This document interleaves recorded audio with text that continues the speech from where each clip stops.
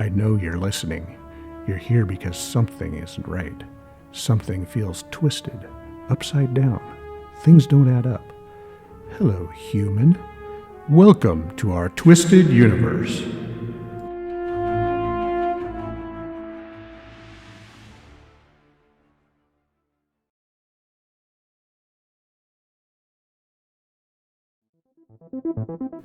In this episode, we talk with Rosaletta of Mystic Rose Healings about spirit guides, communicating with the other side, our connection with God, and more. For more fascinating videos like this, be sure to check out our website at ourtwisteduniverse.com.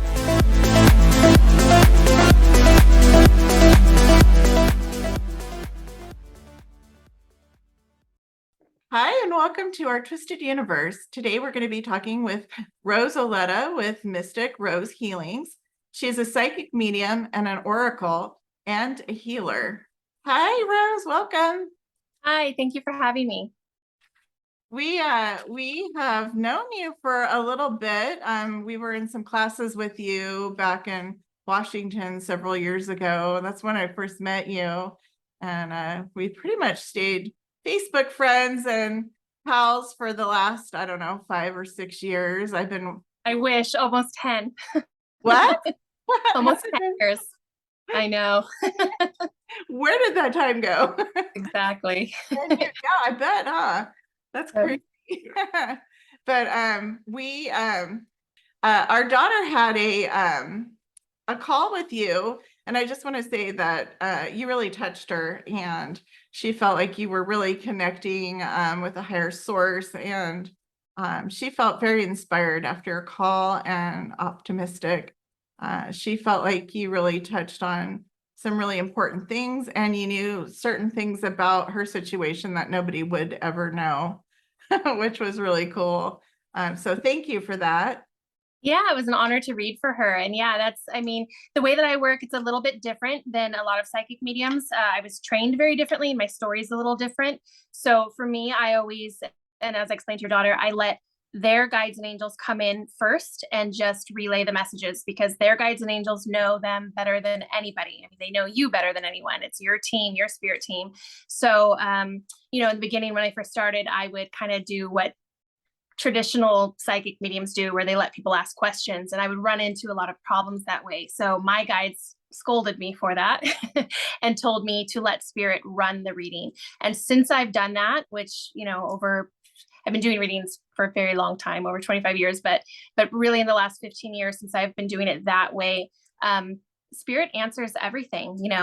By the time we get to the part where I ask if they have any questions, spirit has already answered everything they needed to know. So I really kind of leave it in the hands of spirit, and I'm just the messenger. They never steer you wrong, I don't think. And if somebody was talking to spirit and got some bad information, probably not talking to spirit. No, unfortunately. And I learned this because I did it for a long time. As we met in a class, I took workshops for a very long time because I wanted to make sure that I knew what I was doing and that I had integrity in what I was doing. And it's a process. Having this type of, it's an ability. It's just like sports or music. It's something that some people are born with and they have more natural ability, but regardless, anybody can train, even if you were born with natural ability, and you should train to improve your skills and to kind of understand what you're doing. A lot of people, unfortunately, don't always have the integrity, and there's a lot of ego that comes with this line of work because they think that they're doing something really special. And if you're going in with that mentality, then you're in for the wrong reasons. It's really, I do this as it's my life purpose. It's something that happened to me, and it's part of my oath to God to serve people, to help people. And I'm being watched all the time. So at the end of my life, when I go for my life review, I will have to answer for everything I've said, every reading I've ever done. So it's very important to me to have integrity and to make sure that I am connecting with spirit, with the correct spirit, because there are trickster spirits too.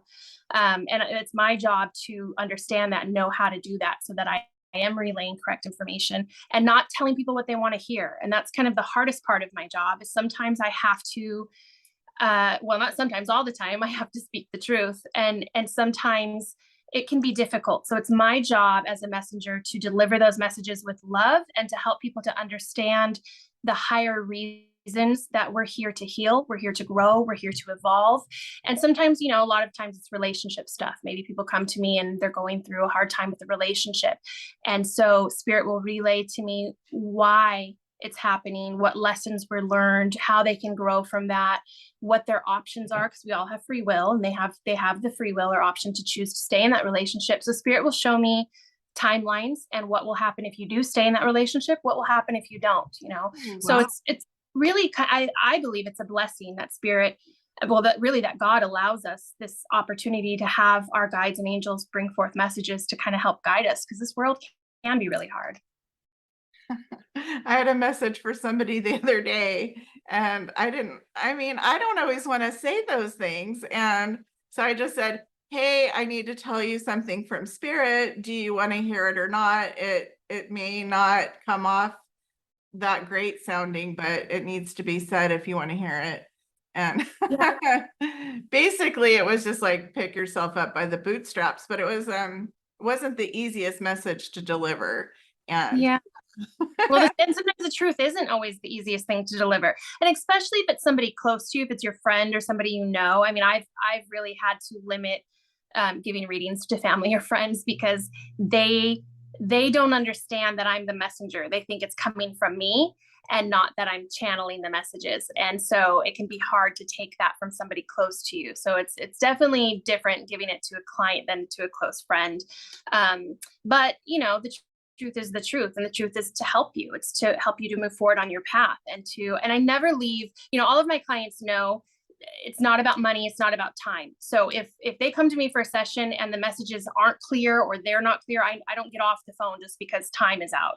I'm on that phone until we deliver the message and make sure that they have clarity and understand what their options are moving forward on their path. The whole point of readings for me, and that's why my business name is Mystic Rose Healings, because the messages are not for entertainment. They're not what I call ego readings. It's not people who come to me and want me to tell them what they want to hear.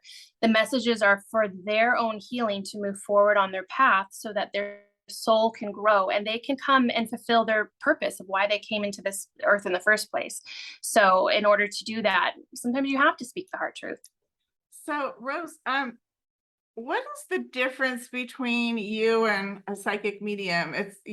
You're an oracle, and can you help me understand what that means exactly? Yeah, so it's subtle differences, but there are differences. So a medium is somebody who communicates to people who have passed from the physical realm into the spirit realms. And there's more than one realm. It's not like you die and you just go to heaven. That's not true. There's multiple realms that spirits can go to, and there's multiple realms that spirits can incarnate into. Some don't even incarnate into earth. There's a vast amount of realms. A psychic is someone who taps into the energy of timelines. And that's something that I think a lot of people don't understand. When you go to a psychic, they say, tell me my future. Future is not linear. There's not just one future. There's infinite. It's like a multiverse. There's infinite timelines. And depending on what choices you make or what the collective choices are made depends on what the timeline is. So the way that my guides have explained it to me is they will give me the highest probability of a timeline based on the choices that that person has made up to the point of the question. So if they ask me a question, let's say they ask, am I going to have a new job? Well, I can show them the options, and sometimes they'll show me multiple timelines. If you quit your job now and you go out and apply for a new job, this is what it looks like. But if I give them that information and then the next day they decide not to quit their job, they're going to stay in their job and not apply for another job, that timeline changes. So it really depends on choice. So we can talk about probabilities, but it's not always definite, and sometimes the probabilities are very high. So there's a high likelihood, we're in the 90% that something is going to happen, but there's always that percentage if they make a different choice or the collective or somebody else makes a different choice that it will change. So, and I think a lot of psychics don't understand that. I mean, it's complicated, definitely. I mean, I'm with you, I'm following, but yeah, it makes perfect sense. Yeah. Thing that I think people are living in kind of like a gray area of realities. Like my timeline feels like it's different from other people's timelines. And that Very. events that happen are not necessarily happening in their timeline, just like the mandala effect. Like some people Yeah. experience this and some people experience that. I'm so glad you brought that up. The very first, so I had a lot of experiences growing up with my own spirit guides. So the first audible thing that I ever heard from my spirit guides, I was 13 years old and I was writing in my journal, and in my head, I audibly heard truth is in perception. And at 13 years old, I didn't know what that meant. So I wrote it down because it was loud in my head. Truth is in perception, and it repeated. And throughout my adulthood, I thought about that over and over. And as I started to understand what I am as an oracle, which I'll get into that in a second, and understanding that I was hearing something speaking to me in my mind, I stuck with that. Truth is in perception. What does that mean? And it really took me until my adulthood, until I was fully immersed in what I do as an oracle, to understand what that meant. But it's exactly what you said. It's that whatever we perceive as our reality becomes our truth.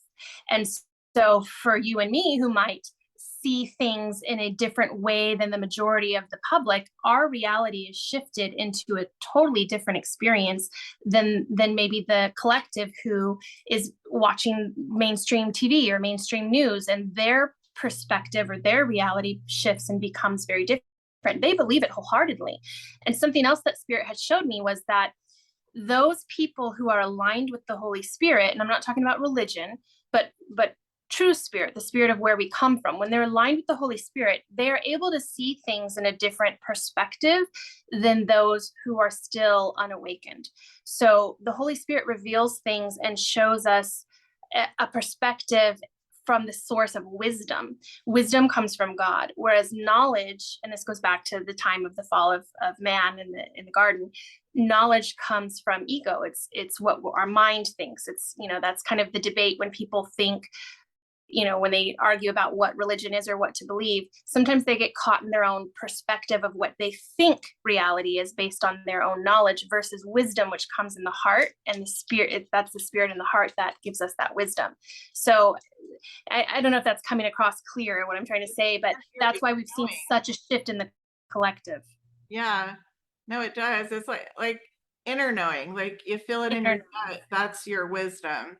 Mm-hmm. Because it comes from spirit. And so I know Greg Braden does a lot of work with heart math. I don't know if you're familiar with his work with heart math, but it's basically saying that there's two brains. There's the brain that we have in our mind, and then there's the brain that we have in our heart.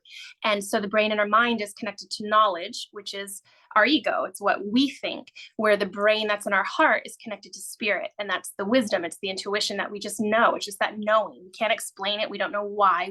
But we feel it with every ounce of our soul that it's the truth. So it's two different parts that we're receiving information from. And that's why we see such that split in the collective right now. That's fascinating. I've never heard that before, but it makes perfect sense. It explains why all of the talk about the timelines are going to split. They already have. They have the people who are focused on the ego-based, fear-based, emotional-based, whatever, head brain stuff. And then you have the people with the heart brain following a different beat of a different drummer, if you will. And they don't seem like they're having as hard a time. Yeah. And I'm glad you brought that up, because it really does. I mean, in religion, they talk about, there's scripture that talks about the difference between fear and faith, that you can't have faith if you have fear, and that fear is not of God. Faith is of God. And we're really seeing that in the collective, especially what's happened over the course of the past few years. People who are fear-based are living a completely different reality than those of us who are faith-based. And maybe others can't understand it. And I got to a point where I didn't understand why there was such division, because to me, it's clear as day.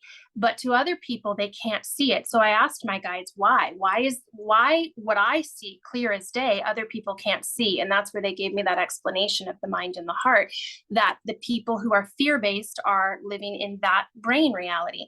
And the people who are aligned with spirit, who are faith-based, they're in their heart, they're getting wisdom from God, seeing a completely different reality. So the answer to that, and I mean, this is something that we're all experiencing in this planet right now, especially, I think for me, when we went through the whole period of the lockdowns and people were in such a state of fear, the biggest lesson I learned was compassion. And that they don't know what they don't know. And so for us who have a different reality and see things differently, it's really important for us to stay in alignment with love. And really, in the reality of everything, there's only love. And when they're in fear, they don't know that. They're locked in a different reality that doesn't understand that. So it's really important for those of us not to get into a place of self-righteousness or arguing, because I've seen a lot of that too, where people are out there and want to talk people into their viewpoints.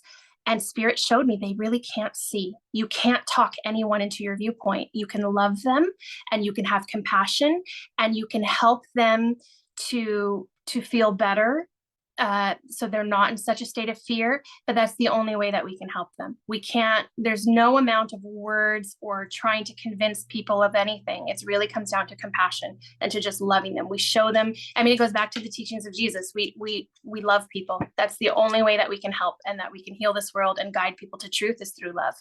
So it really comes down to that difference of understanding the people who are seeing reality from the brain perspective versus the people who are seeing it from the heart perspective. Bravo to that, girl. That's some wisdom coming down. From Spirit. Yes, it's amazing. Yeah, you got Leviticus and Proverbs. Yeah, exactly. That's a great way to say Leviticus it. is very scary. Right. It's very based. So we're getting close to Halloween, and I was wondering if you could touch on like Halloween a little bit and help our viewers understand a little more details behind it. So Halloween falls in Scorpio season. We're in Scorpio season right now. And at the time that we're filming this, we're during the eclipse, and we're right in eclipse season, which generally happens around this time.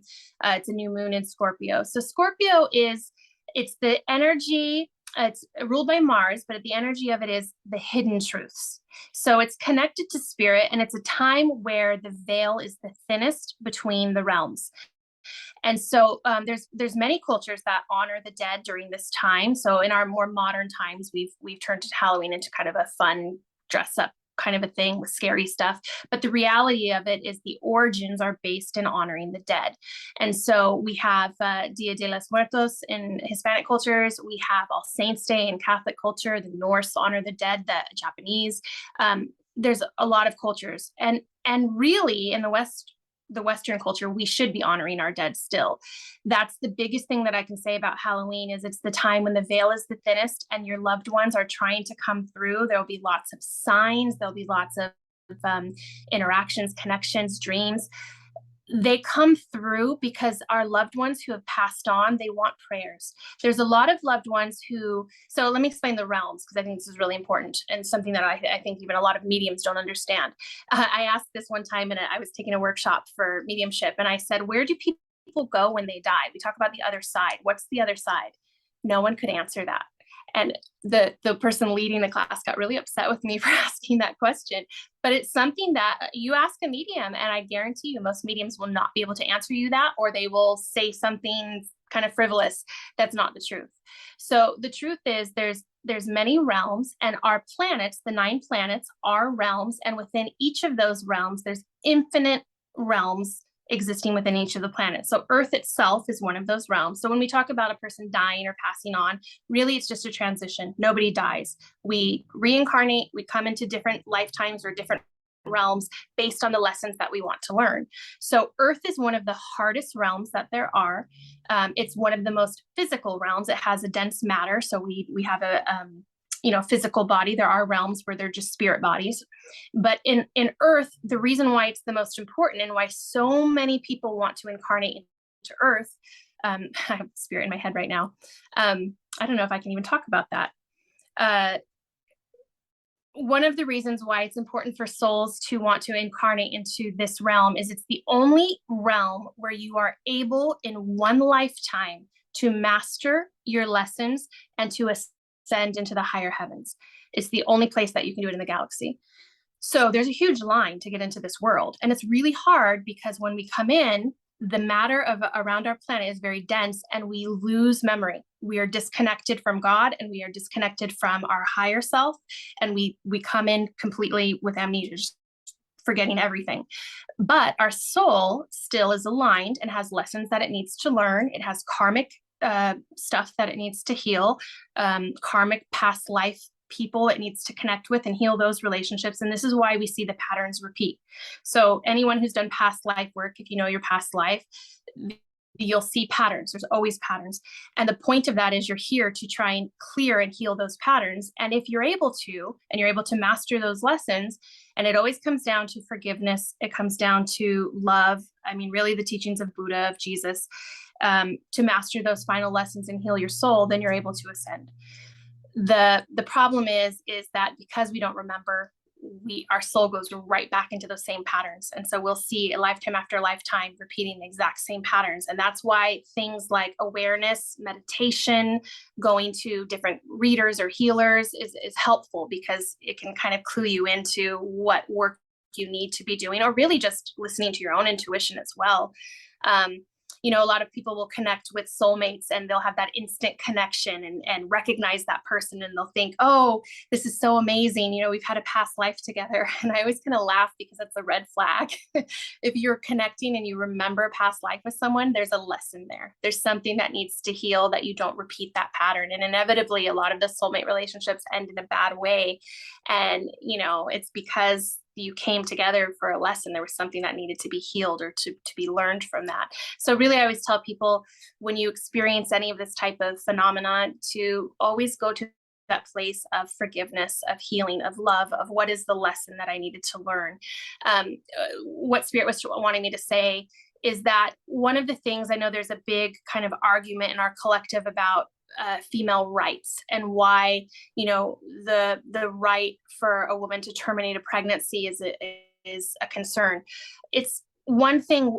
Anytime the media supports something, you always have to question it. What's behind all of this support? What's the truth there? What Spirit has shared is that when that happens, it blocks that soul from being able to come to Earth. And like I said, Earth is the only place in the entire galaxy where you have an opportunity to heal all of your karma and to ascend in one lifetime. So it's a huge opportunity to come here. So I just want to share that. They're making it very important for me to share that perspective of why it's important that souls have an opportunity to incarnate here. Whatever anybody does individually, that's up to them. That's their own, life path, their lessons, but just to have that perspective, because that's something a lot of people don't understand. I've heard some past life regressions where a spirit came in just to save another. Yeah. Or sometimes it comes in for short reasons, a personal friend of mine was Wayne Dyer, and we did a session, and Spirit came through and told him that when he first came in, he actually came in to his mom who miscarried a baby, and he was that baby. And Spirit shared that baby would have been born with Down syndrome. And he chose that lifetime because he wanted to experience what pure love was like. And at the last minute, his soul decided to go a different route, and that he wanted to come in as a teacher and to experience it in a different way. So he chose to come into a lifetime where he would suffer for the first 40 years of his life, and then after that become a teacher to help people to heal. But he was that baby that came in just briefly for that time, and she experienced that miscarriage. That was a real lesson and an experience for her that caused her pain and heartache. So that was part of his experience as well, but it was, he was only in briefly. So, these are things that we don't always understand fully from our perspective, but from Spirit's perspective, they see the totality of everything. It's amazing to look at it in the bigger picture. Mm-hmm. Again, moving yourself out of ego. Can I make a move for past life regression? Oh, definitely. Kind of been standoffish to that idea. I don't know if I want to know, but I am curious. Sometimes we've all had multiple past life regressions. Past lives. I've asked my own guides who I was in the past. I asked, forgive me, I was very, very young and new to this when I asked, but I asked, was I anyone famous in the past? And my guide said, you were, but we won't tell you. And I said, why not? And they said, because that will just feed your ego. You only need to know about the lives that matter to the life you have now, because there are parallels that you need to heal.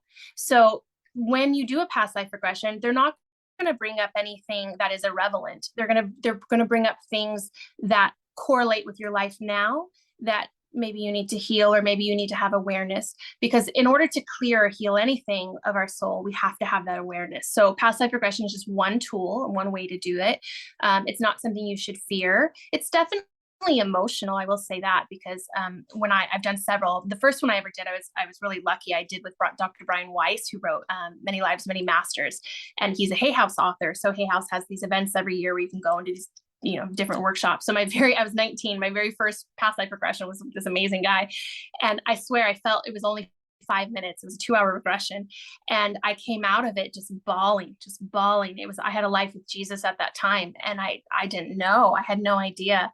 And it was really interesting because it walked me through my life and the choices I made, the choices I didn't make because I was afraid, and then my dying. And so you experience all of that emotionally, personally, as if you're that person again. So it can be a really emotional thing to handle. But what was interesting about that for me is at the time, that past life regression, it really just told me I had a life with Jesus, but it didn't tell me who I was. It took over the next 20 years for spirit to reveal in different ways who I was during that lifetime. And like they said, it's never for ego. It's so that you can understand your path in this lifetime. So it was just kind of interesting to me how spirit works. Like they're not going to just give you everything just to kind of tell you and just for fun. It's like, there's a lesson. There's always a reason. There's always, you know, a purpose. So I would say, you know, I wouldn't fear it. I would go in with the intention of what lessons can I learn, or what can this reveal to me for my path in this lifetime? But definitely be prepared. It can be emotional. We'll have to do that. Yeah. Definitely. Sounds really interesting. Neither of you have done that before, a past life, either? You, Christy? Oh, well, I've done some meditations, but I haven't done it with a psychic. Full regression, yeah. I really think that it would be fascinating. Particularly life in between lives is what I'm interested in. Yeah, I did that for my mom. I gifted her for Christmas. I did a past life regression for her, and she went into the in-between and got messages directly from God, which was really cool. So yeah, it's a really cool experience. That is where it's at for me. I mean, like right there, you're with your people, your group.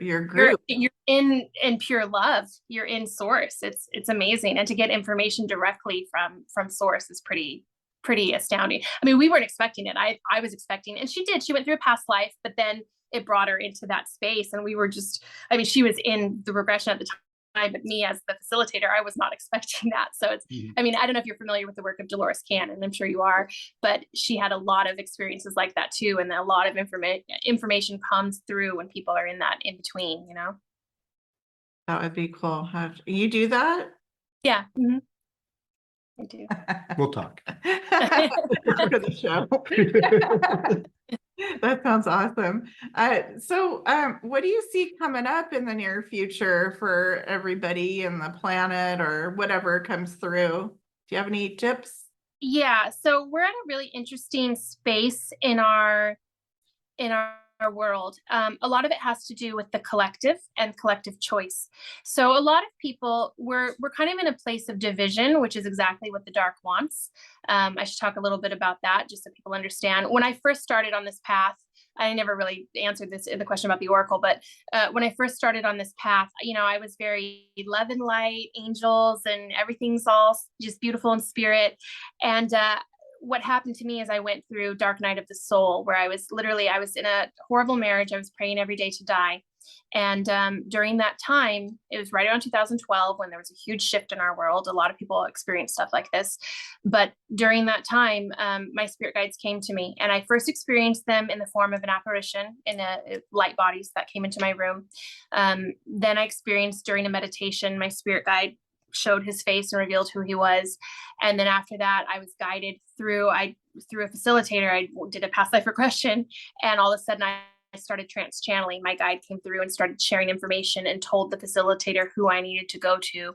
And she ended up connecting me with the trance channel that she knew. And that trance channel brought forth my guides, who shared with me everything, who I was, what I was to do, why I was an oracle, all of it.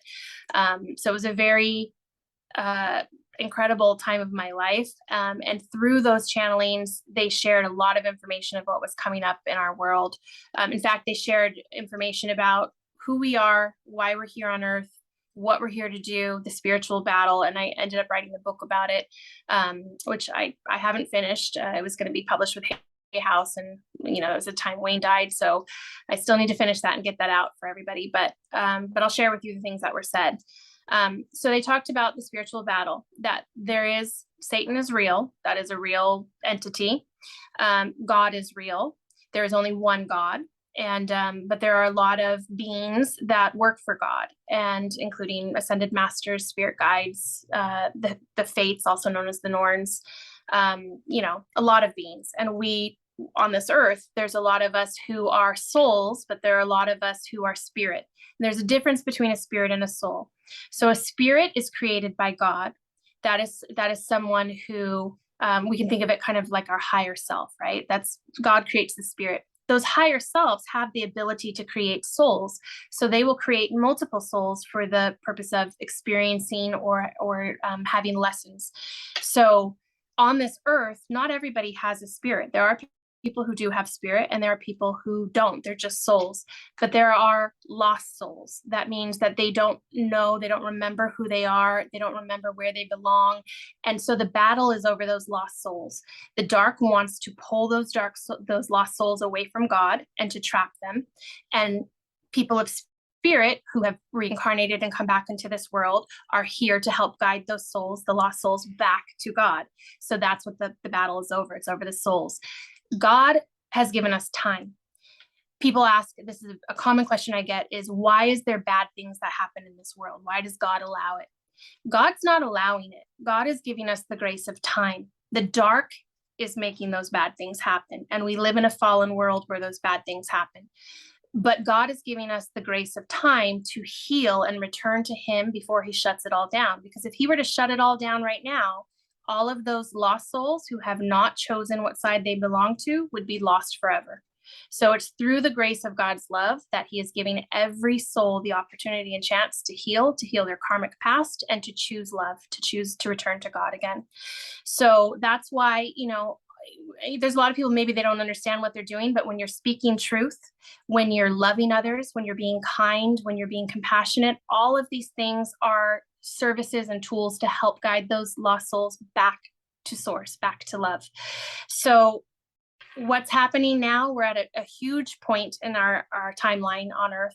That's why so many people have incarnated at this time. It's a crucial time, and it really depends on collective. So we are the way time works is it's a spiral, and the spiral that we're on aligns with the same spiral that happened at the time of Atlantis and Lemuria.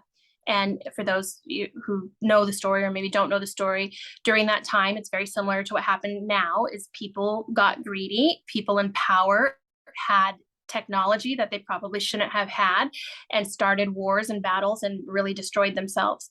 And it was because they got out of the alignment of unity, out of the alignment of love and being one as a collective, and they became individual and power hungry and greedy, and all the kind of things we're seeing now in our world, which really correlates with the 7 deadly sins. So lust was the very first sin that happened on earth when the fallen angels mated with humanity and tainted the blood.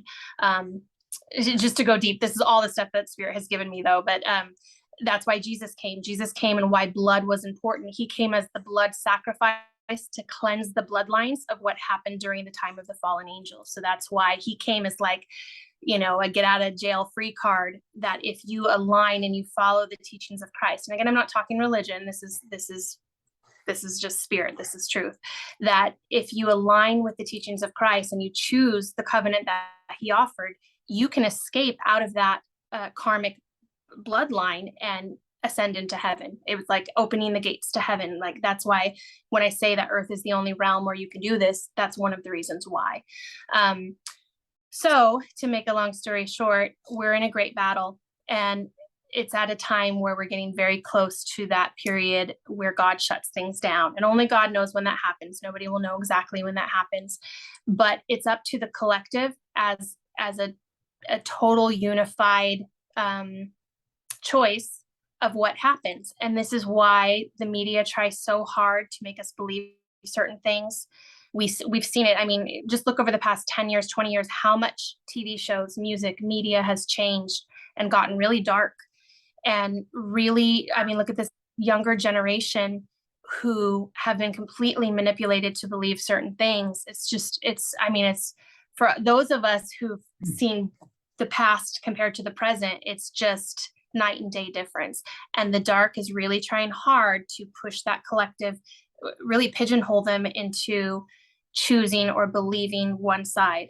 I will say this, that it's already written that God wins. God wins this war. The only thing that is undetermined is how many souls will be lost throughout the battle.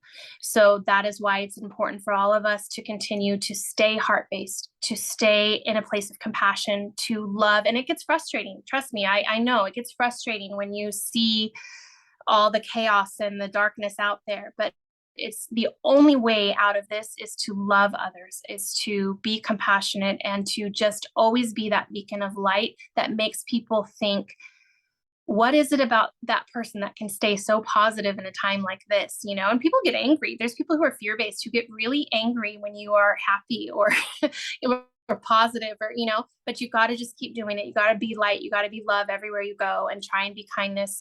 There are some darker things coming up for us. So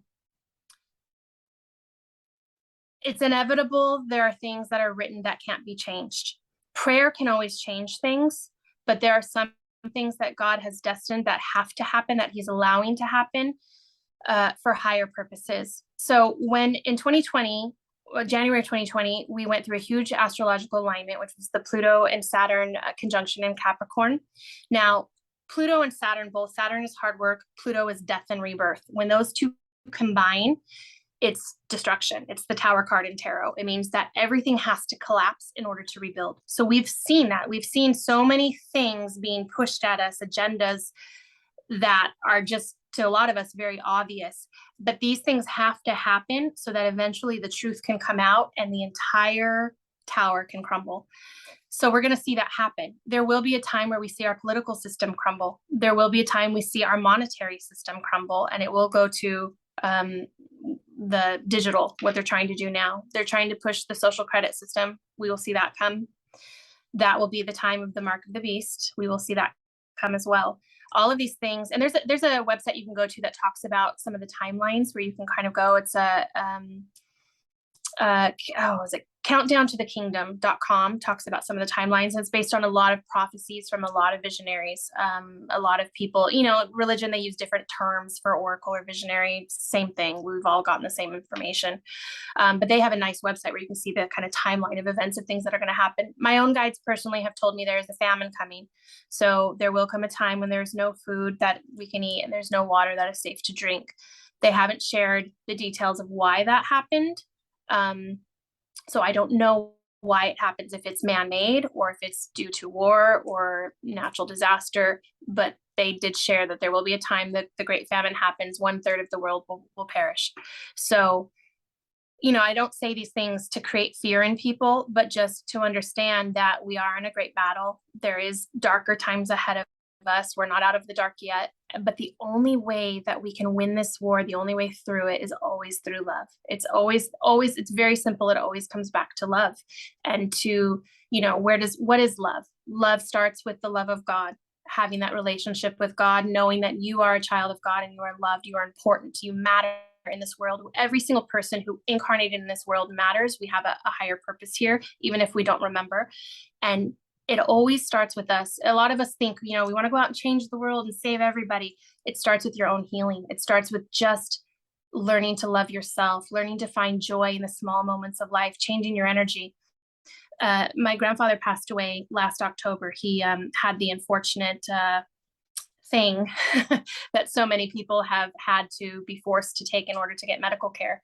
And when he had that, he passed away. He came to me shortly after his death, and I asked him, I said, in your life, you were so disciplined and you were so positive every day. How did you do it? Because I struggle. I'm very sensitive and I struggle as an empath in this world. I know a lot of your viewers are probably empaths who struggle as well. And he shared with me, he said, don't focus on all the chaos of the world. Focus on the love. Focus on Jesus. Focus on God. Focus on the love. and remember that. Remember the love. Remember to choose joy. Remember to choose positivity, because it's so easy for us. And that's what they want. That's why they're pushing all the darkness through the media. They want us to spiral downward. They want us to get into that low, dark place. So that's when entities latch onto you and they get in your head. And just like me as an oracle, when I hear guides and messages from spirit, the same thing happens to the everyday person, but it's entities and it's the dark who get into their mind and their thoughts and telling them to be depressed and to be sad and to self-loathe and to hate themselves and spiral down, spiral down. So it's so important for us to choose joy in every moment, to focus on the blessings, focus on gratitude, focus on the things that we have in our world. And it's sometimes the world seems so dark, but if you really take that time and just focus on the little things, don't think too big, because that's too hard. That's too big of a leap, but focus on the small things we have to be grateful. You can spiral yourself back up. And that's how we raise the energy of the collective. Each of us doing our personal job just to raise our own vibration and energy to get back to a place of positivity. And then once we feel good, we can go out and love others and be that love and beacon of light for others and help them too. And then we work as a team. And that's where our power is. It's in our collective to guide everybody back to love and joy and positivity, even in the midst of the chaos and darkness of the world. It's almost like turning on little light bulbs everywhere.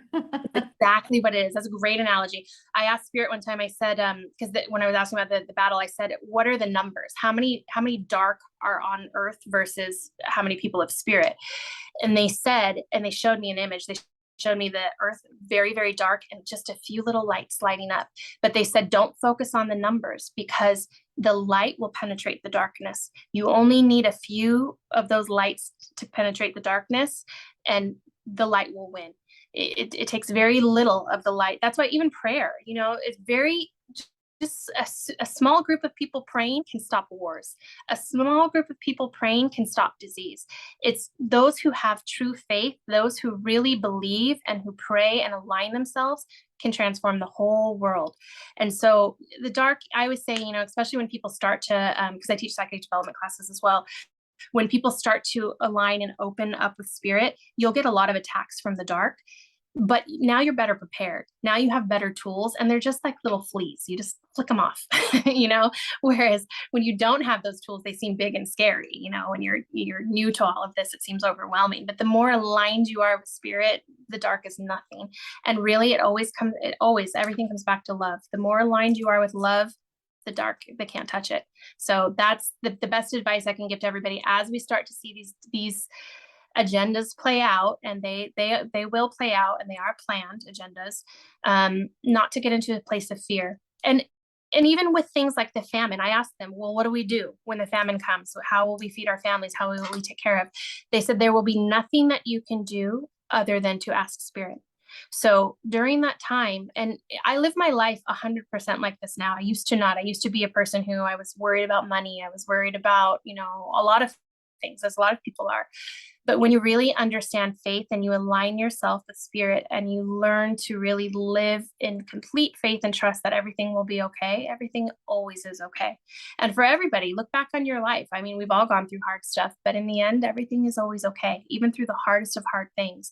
And so the more that you align with that thinking and that belief system, there's nothing to fear. There's nothing to worry about. We'll always be okay. We'll always be taken care of, So it's really goes back to what we talked about earlier with that truth is in perception. It's what do you want to believe? Do you want to live in a fear-based reality, or do you want to live in a faith-based reality? And that will determine which reality you live in and the experiences that come to you in the physical.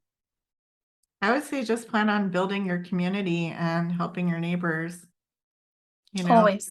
If we all help our neighbor, I mean, we're all going to lift ourselves up out of that, I think. The hardest part, in which we've all seen, is before it was kind of like we want to help our neighbors if we like them, if they agree with us, And I don't mean that. Now, no, I know you don't, but there's a lot of people out there who, especially with political differences now, it's like, well, you don't believe what I believe. So, I don't really like you and I don't want to help you.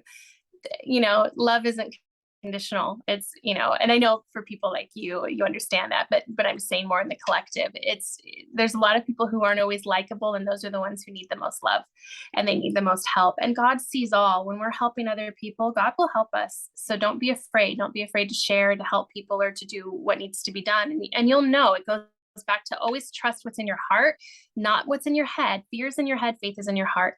And so even if you don't have enough, I mean, how many times, I'm sure we've all experienced this, where, somebody needs money and maybe we're down to our last $5 or we don't have anything, but something in us just tells us to do it. And then we're okay. We're blessed. I mean, that's the way God works. So it's always really trusting that everything's okay, doing the right thing, not self-sacrificing, because that a lot of people who get into this path of spirituality, they think that, love and light means to just go help everybody. It's not that either. You have to have discernment as well. So it's really just tuning into intuition and listening to that spirit speak in your own heart.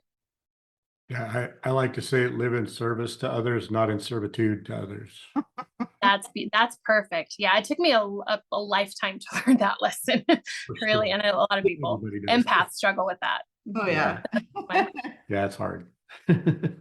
So I like that. how would somebody reach out and contact you or find your So I have a website, mysticrosehealings.com. I'm on social media as well, on Mystic Rose Healings on Instagram and Facebook. You can find me, or Rosaletta. So through my website is probably the best way. Okay, great. Well, this was amazing. Yeah. We definitely would like to have you back sometime and catch up with what's going on. I'm just blown away by this conversation. It's been incredible. Oh, I'm so glad. I love your show. I'm so grateful that you invited me on. Thank you. Thank you so much. Thank you. Bye. Bye.